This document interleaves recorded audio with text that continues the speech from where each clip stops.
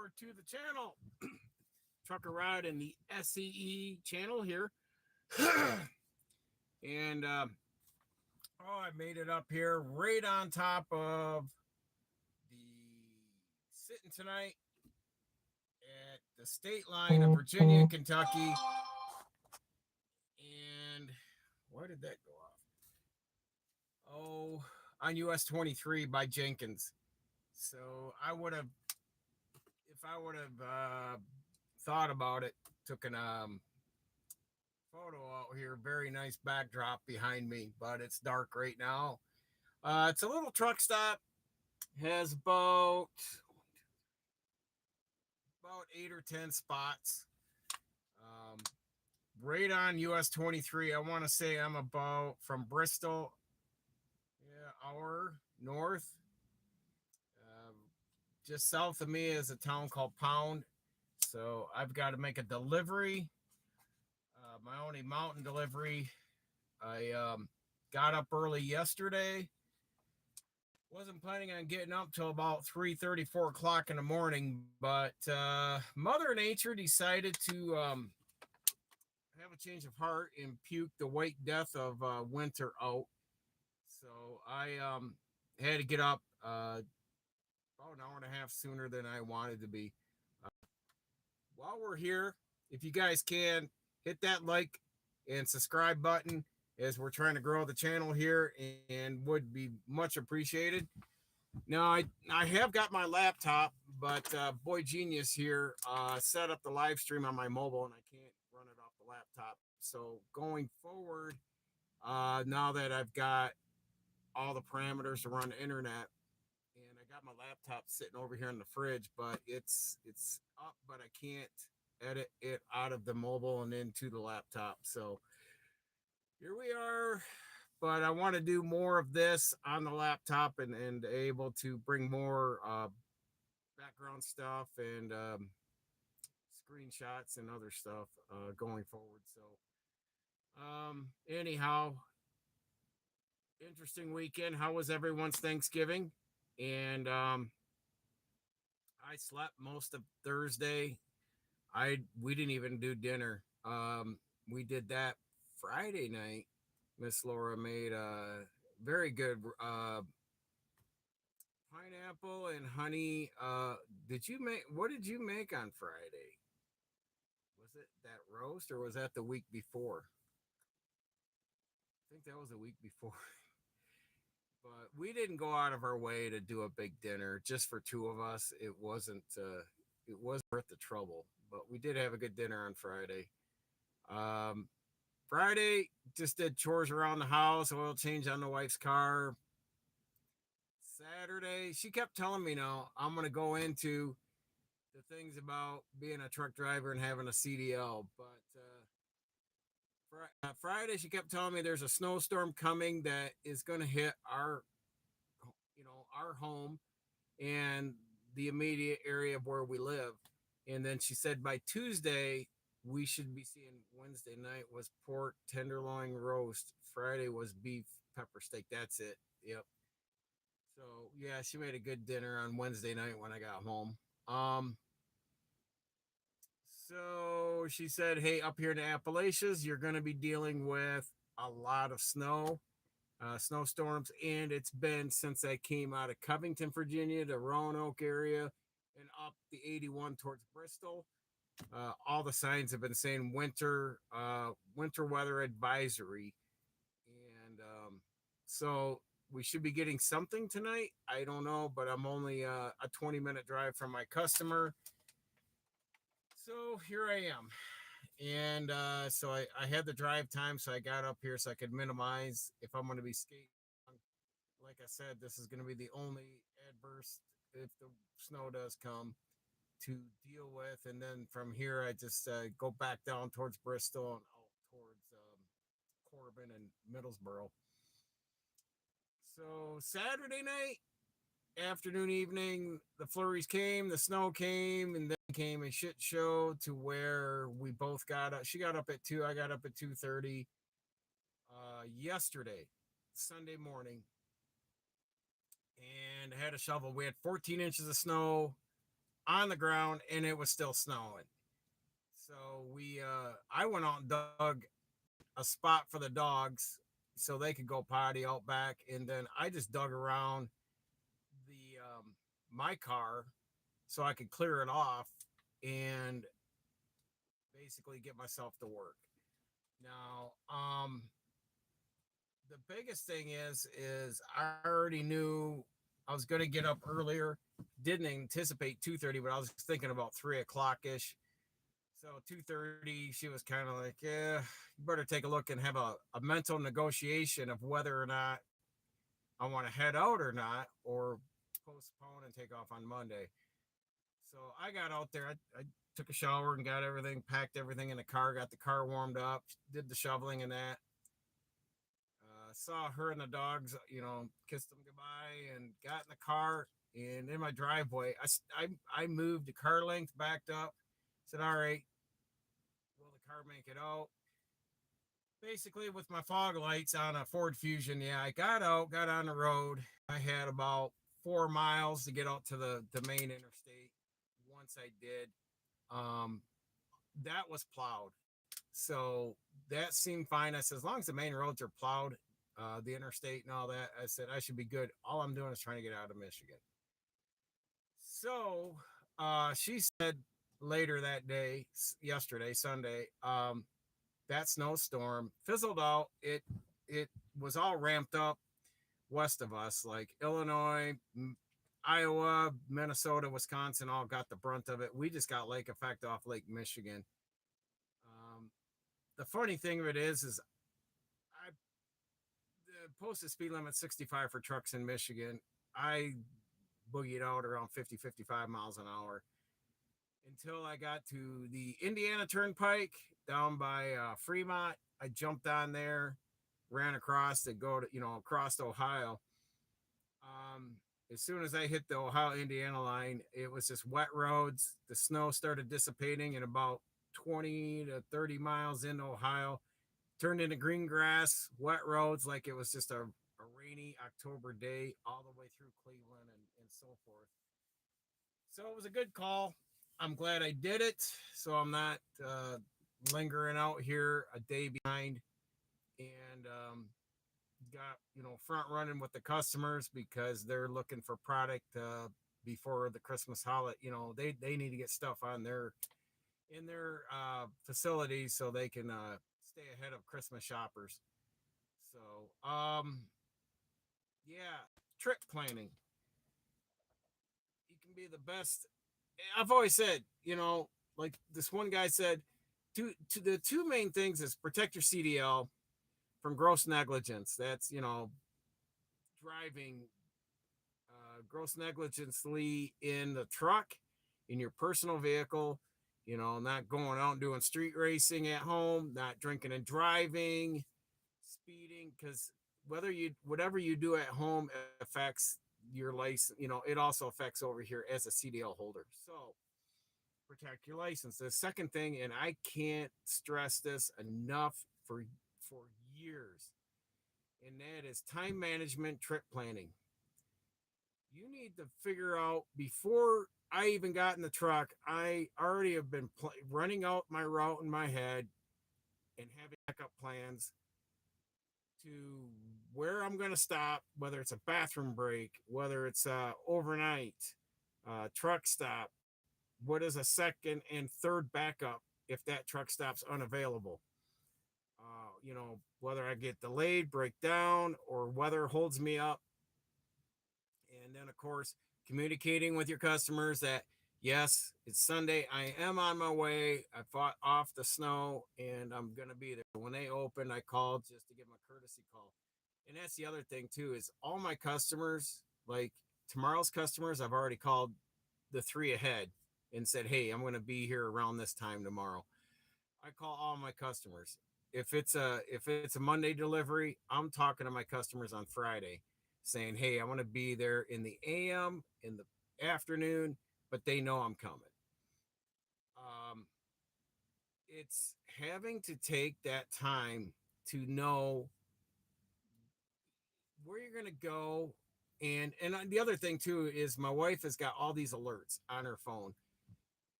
She will get alerted by the state of Ohio because they are on a level 1, 2, and 3.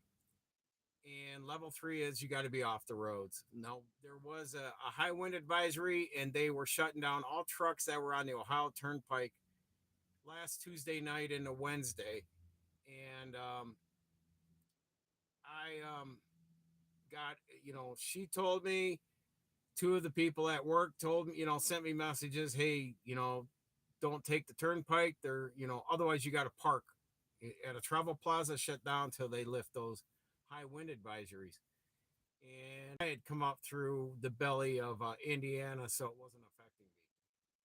But you got to know that, like, she was already on me Friday. Hey, the snowstorm's coming in on Saturday. All right, I'm probably going to have to start adjusting time, which I did. And I'm glad I did because by the time I got up, normally if I would have gotten up at 4 o'clock, I could have been in work, in the truck, and out of there by 5:30. But actually, I got up at 2:30 Sunday, and by the time I left the yard, it was 5 o'clock and getting out on the road. So it took me 2.5 hours compared to 15 to 30 minute turnaround time from driving into work to getting on the road. So you have to plan ahead, and it's funny because you watch this out here all the time. In the mornings, people will nearly run over their own dog to get to work because they're late. They can't get their asses out of bed. If you're in the winter months, especially up north where we're at, you already got to start adjusting. If your car's outside and it's going to be snow covered, you need to clear it off. Don't go down the road with a little donut hole in your windshield trying to peek out, trying to avoid going around me. I see that every snowstorm all the time. And the back window's always covered. This is just sheer laziness. And you know, you jeopardize me and everyone else around you and your own self. So you have to ask yourself, how important is it for you to get back home if you have a family waiting on you, depending on you? Understand this. Do you have a dog or a cat at home and you're too lazy to get up, say 30 minutes earlier to go clear your car off? That you may not be back, and now they're wondering at the end of the day, like Animal Humane Society or animal shelters coming in to scoop up your dogs because you got killed in an accident, or the same for your children at daycare. So these are things you need to take in account. Is how important is life for you? That up my sound. No, I can't up my sound. My sound is me. Um, I don't know. I got everything turned off in here, Laura. Is it any better? I mean, I'm talking directly to the phone, so I don't know what happened. I don't think there's sound adjustments on here. Nope,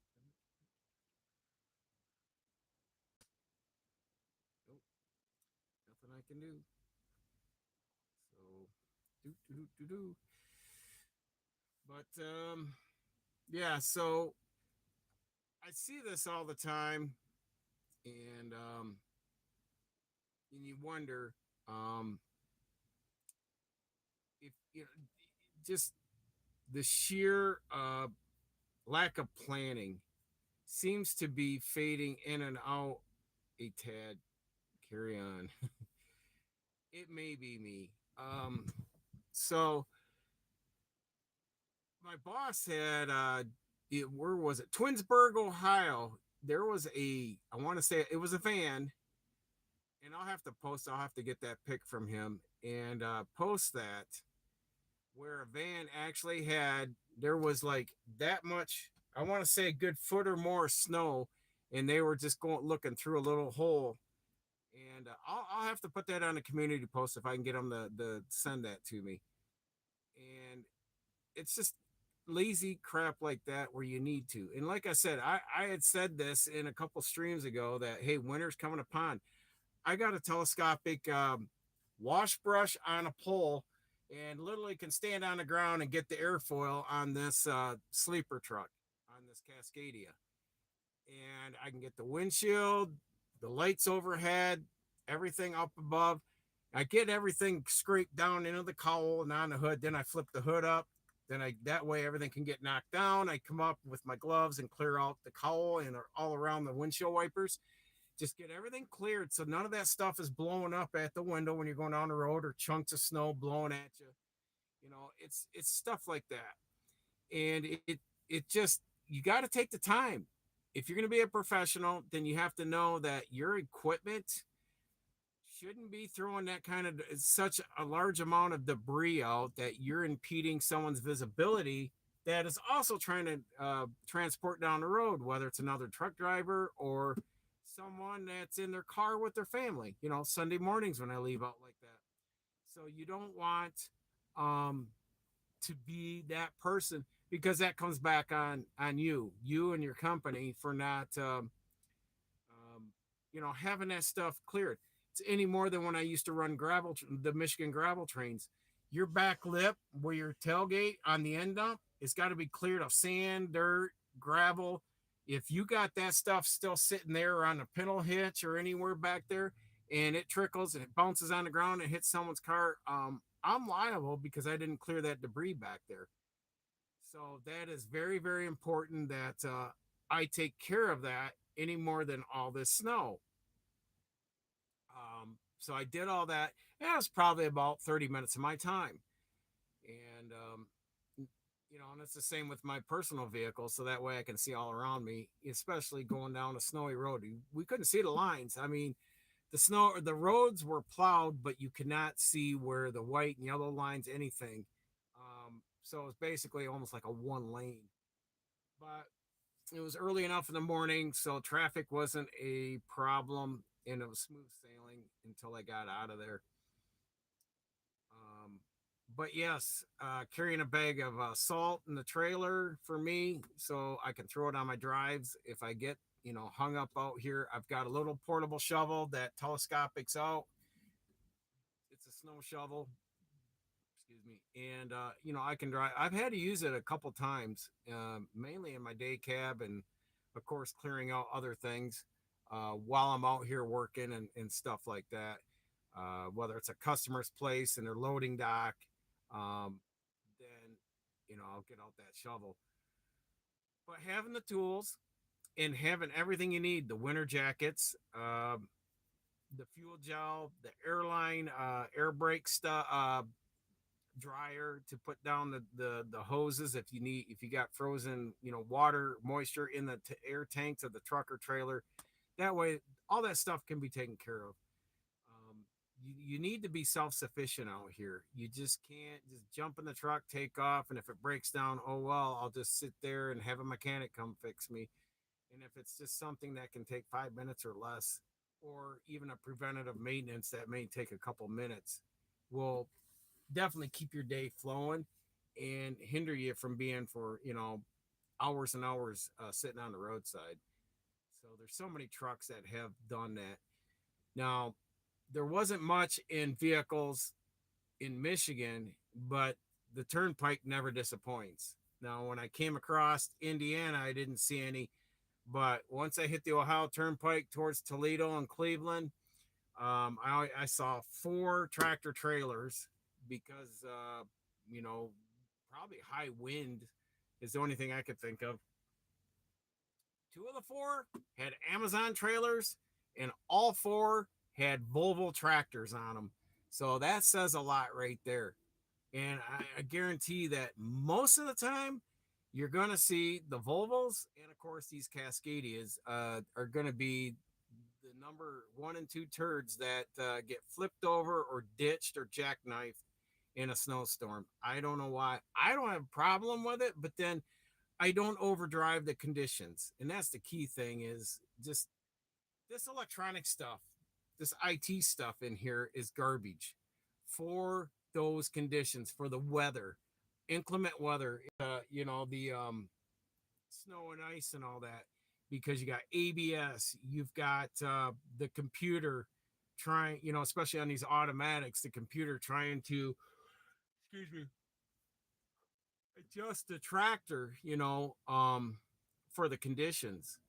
And I think the biggest thing I have with IT is it gives the false sense of the truck um, touching the road, talking to the road, rolling down the road. You just that the driver needs to have more sense. It's not this the steering, because I know on some of these trucks, if you wander off the automatic steering, especially on the Volvos, they'll correct you and all that stuff.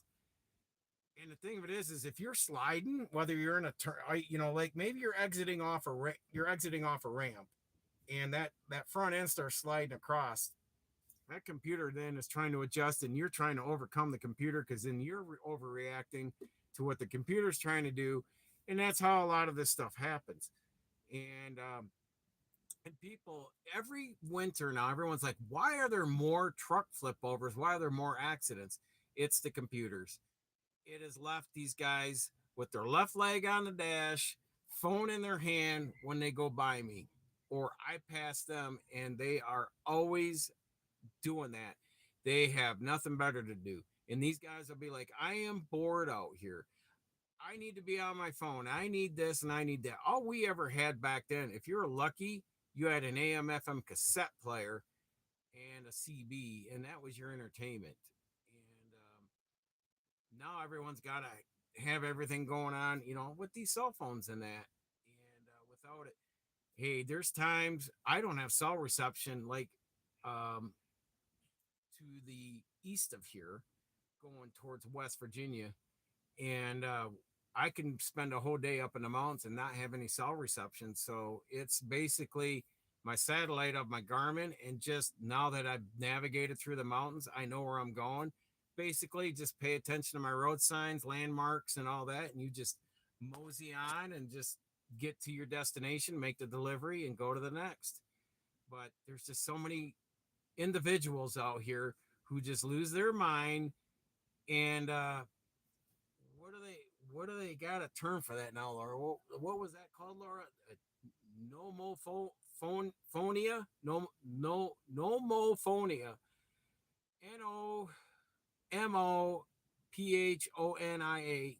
Phonia.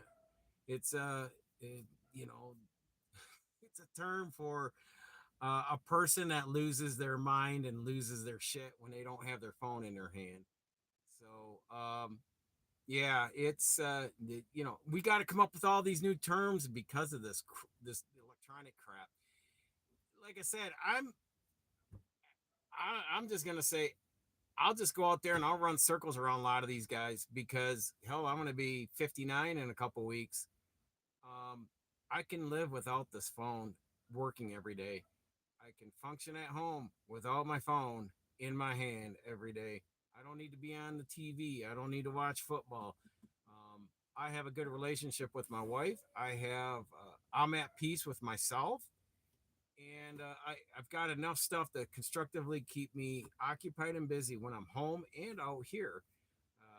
I've got articles from Amsoil. I can be, always back here reading. If I don't have service on the phone, I can just pick up a magazine, read articles, and keep up on the latest news, because I just did that oil change, and I sent the oil analysis in because I'm doing some creative stuff with the wife's new car, and not too happy with Toyota and or actually the American EPA and what they're forcing these people to do with oil. I'll talk about that when we're in the shop. I'll go over that because that's for a shop talk. Now that I got the computer going, maybe I'll try to go live another night here this week and see how that works out. But yeah, I just took my time leaving Michigan. That's all I did. And basically, when I got to my destination yesterday for delivery, the difference between if I had left in July to leaving in that snowstorm was 45 minutes. But I had to get up an extra hour and a half. but that's all that offset me was 45 minutes later than what I was scheduled to be. So keeping the truck upright, being a smooth operator, taking your time, and playing it cool, playing it professional, and just doing all the right things and not cutting corners and not pushing the truck past its limits for the conditions at hand. A lot of guys do that, and the result is you see all these Volvos because a lot of these folks are over here, and I'm not no fan. And if anybody knows me enough, knows I do not support the foreigners here. I think they need to just erase and eliminate all non-domicile status and work visas. Just eliminate them. Boom, get rid of it. It's off the books. They're illegal. That way they got some ground zero to work with. All this was is the Democrats just flooding the labor market with cheap labor. So slavery is alive and well in America still, in on any nationality, white, black, brown, yellow, whatever color, culture, whatever. It's here, and that's all these corporations. We are the United States of corporations, not the United States of America. So the corporations want cheap labor because they know they can still run their big profits and buy their big yachts and see who's got, the bigger Johnson out there on the water. So that's why I always support mom and pop businesses and the little guy. And that's why I will shovel pig shit before I ever drove for Swift, JB Hunt, Snyder, or any of these big mega carriers. Won't do it. I think they're just a big pile of garbage using people at their discretionary and underpaying them tremendously. So, what else did I want to cover? There was one other thing. I got on that track, but yeah, it's the big thing is trip planning, knowing where you're gonna get fuel, where you're gonna spend the night, all that jazz, and it's looking ahead too. I use all the apps that I can possibly use. Trucker Path is my backbone. I've got the Petro TA app, I've got the Pilot app, Pilot Flying J app, and then the Loves. Um, the way I manipulate that is Trucker Path does a pretty good job. And then I can go, especially on the major truck stops, um, Pilot Flying J, they will have on there. The way I used to play it out when I ran East Coast was they would say they have 100 spots and they may have 20 prepaid or reservation spots where you have to pay for the paid parking.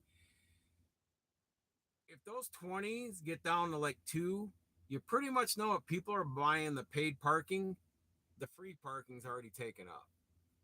So you got to kind of know how to play the game and manipulate and use the numbers and stats that you can read off from those. Now, like last week, like I told you guys, I was in an area of the Appalachians that I had three Walmarts. I had called all three, got permission by all three. So I had options in a 70-mile drive of parking the truck. So therefore, it is that crucial that, I took the time to just, Google up the Walmart in a certain town, call, and it just directed you in the menu.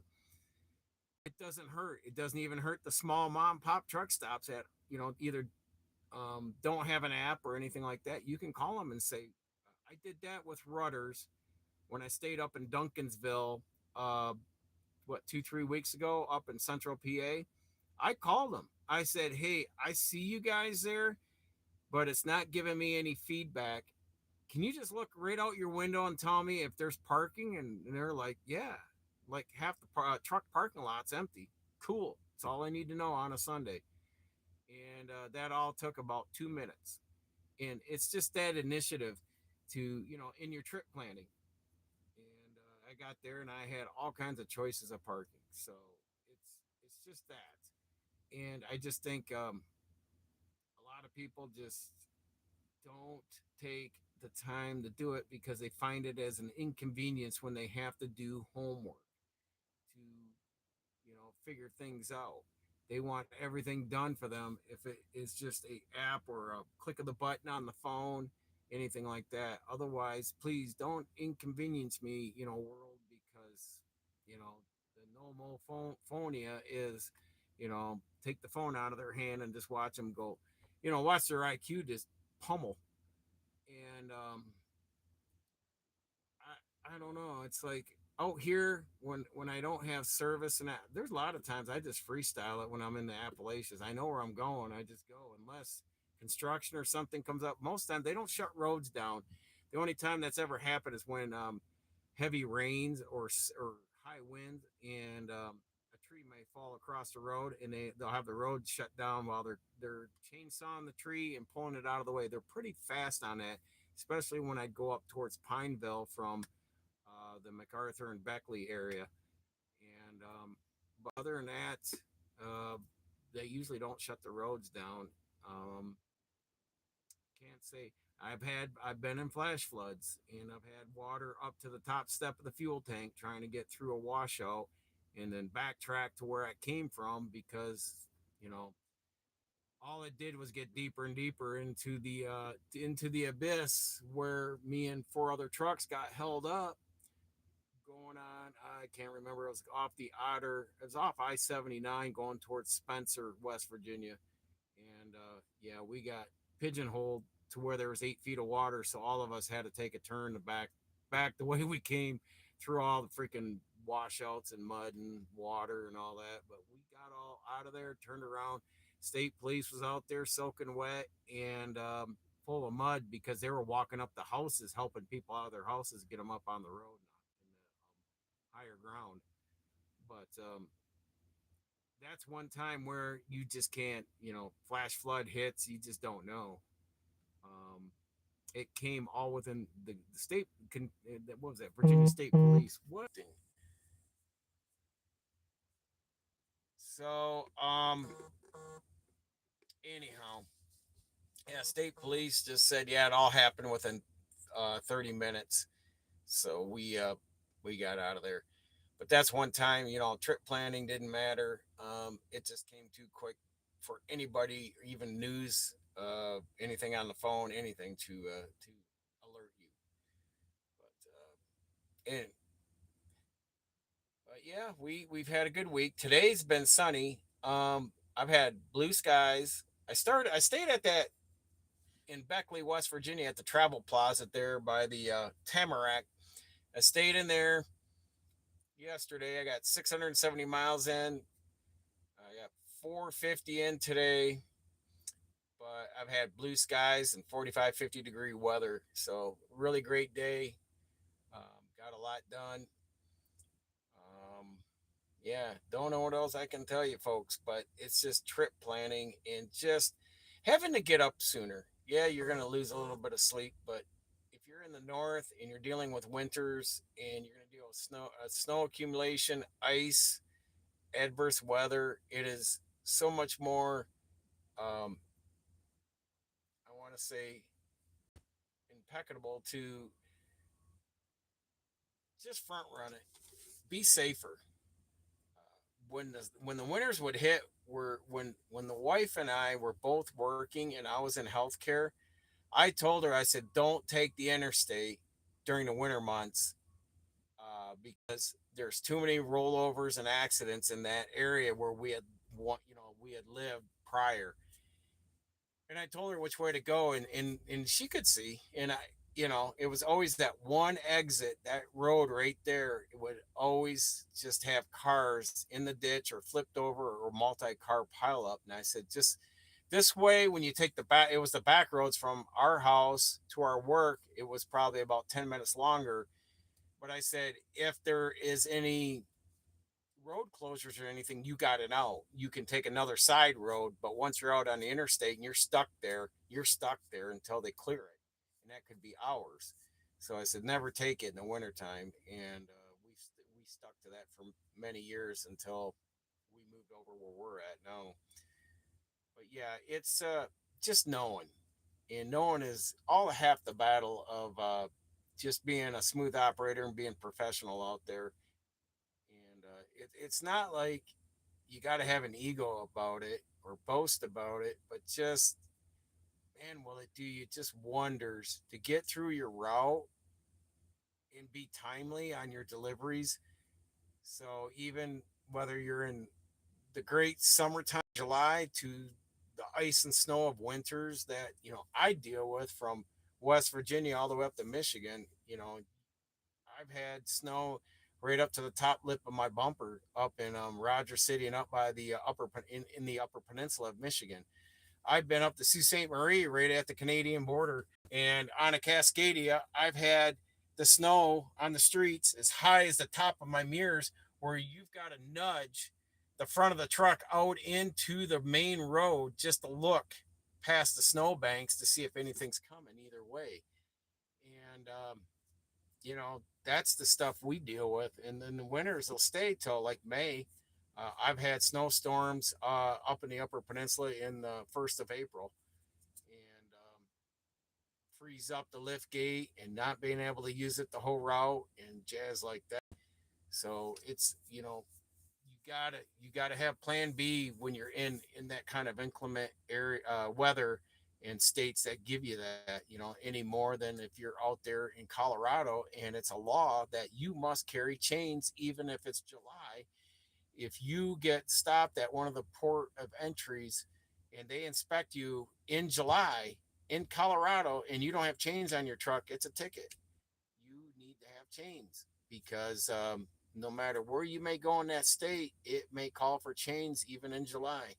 So it's one of those that you know, you just need to know. Check your equipment.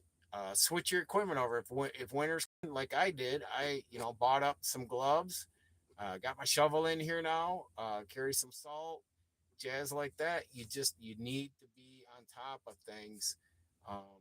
Extra flashlight. I got an extra flashlight because it's darker sooner in the day, and of course, doesn't really get daylight until like 7 o'clock in the morning. So it's all that stuff that you need to. What in the hell? Oh, this dude's out here in tennis shoes and shorts getting in an RXO sleeper truck. And one of my friends just started for RXO up in Michigan, but at first I thought he was wearing a skirt. But okay. See, that's the thing right there is you're in this weather. It's about 30 degrees right now, and it's going to keep getting colder. But should be wearing warm stuff because last thing you want to do too is get sick out here.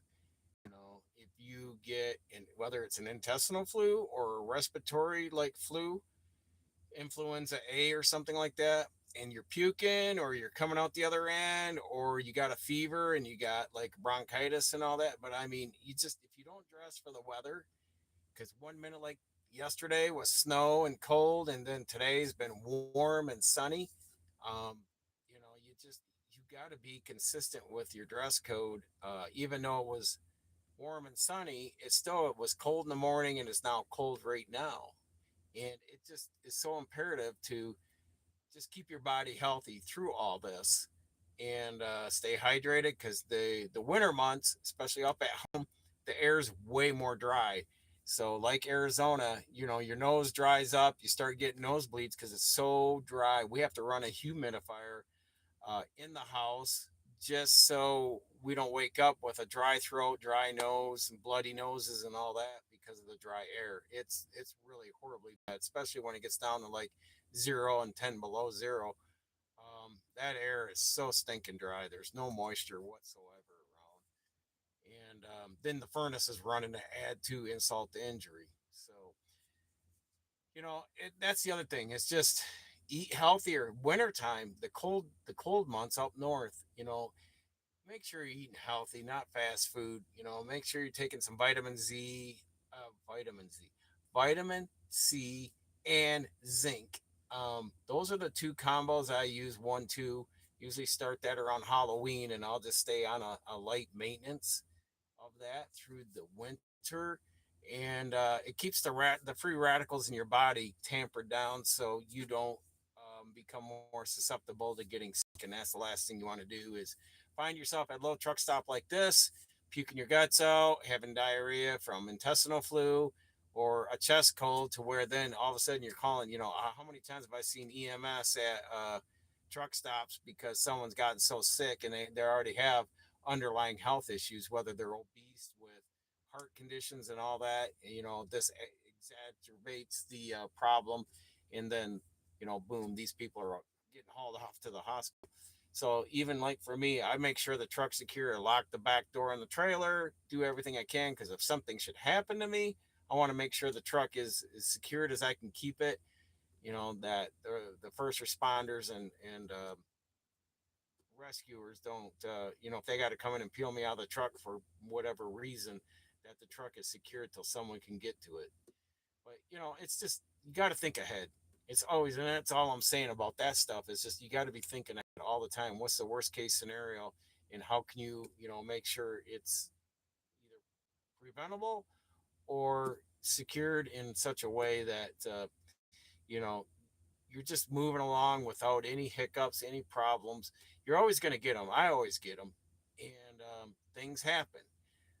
Nothing's perfect. I mean, I woke up at the Walmart in Elkins, went to charge the air in the trailer, and popped the airline off the bag. Broke the fitting. So the airline, the zip tie or whatever was holding the airlines, it broke. So they were bouncing around to where it snapped the one.